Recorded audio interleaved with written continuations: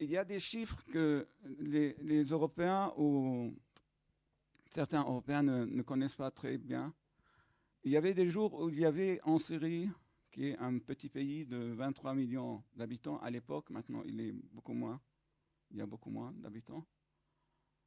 Euh, il y avait un jour 800 manifestations dans 800 localités différentes. Alors, village, ville, quartier, n'importe, mais 800, c'est énorme pour un pays.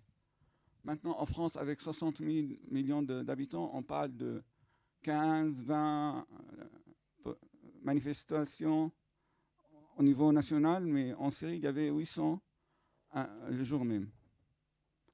Bien entendu, j'évite d'aller trop dans l'histoire et de vous dire que ça a été réprimé dans le sang, c'est-à-dire c'est la tradition. Euh, on a préservé nos traditions, notre patrimoine, pas seulement matériel, mais aussi immatériel. Et la répression fait partie de notre patrimoine immatériel. Donc la répression était sanguinaire, qui a transformé la révolution syrienne en tuerie. Pourquoi j'ai parlé qu'il y avait 23 millions d'habitants en Syrie? Parce qu'actuellement, il y a 8 millions de morts.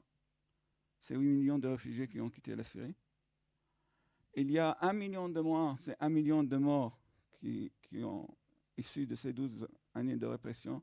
Bien entendu, ceux qui ont été chiffrés par les Nations Unies, parce qu'à un moment donné, les Nations Unies, ils ont déclaré qu'ils allaient arrêter de chiffrer les victimes.